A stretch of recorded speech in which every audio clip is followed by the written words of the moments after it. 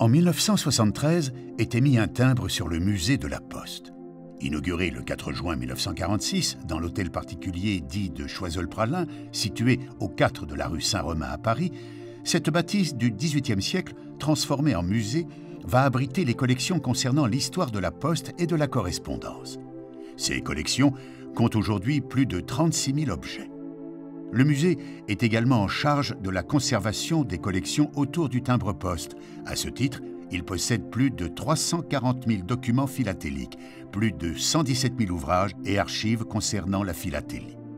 Musée d'entreprise, il retrace l'histoire de la Poste et à travers elle, celle de notre pays et de ses habitants. Les collections obtiennent le label Musée de France en 2002. À la fin des années 60, l'hôtel particulier, devenu trop exigu, il est décidé de construire un bâtiment dédié à la conservation et à l'exposition des collections.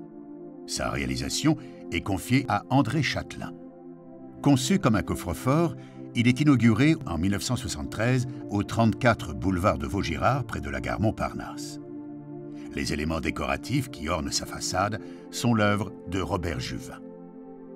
Le 5e étage accueille le début d'un parcours de 15 salles consacrées aux collections permanentes. Elle raconte l'histoire du transport du message écrit, de la tablette d'argile à l'épopée de l'aéropostale, en passant par les boules de moulin, la malle-poste et les ballons montés, sans oublier des personnages emblématiques tels le postillon ou le courrier.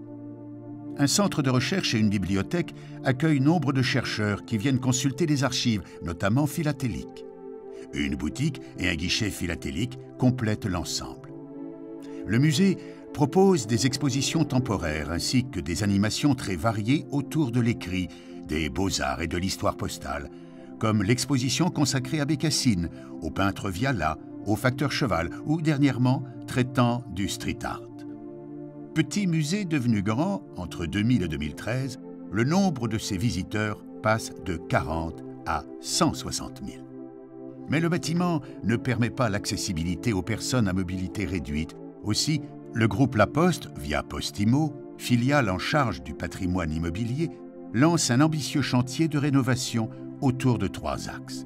Mettre en valeur ce patrimoine unique, le rendre accessible à tous les publics, proposer un nouveau concept architectural et muséographique, mais avec une contrainte technique, garder la façade du bâtiment.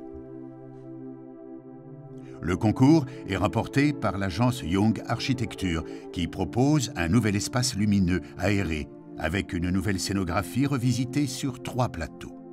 Un café sera aménagé au dernier étage avec vue sur tout Paris, accessible par des ascenseurs panoramiques qui traverseront les collections. Rendez-vous en 2017 pour découvrir le nouveau musée de la Poste.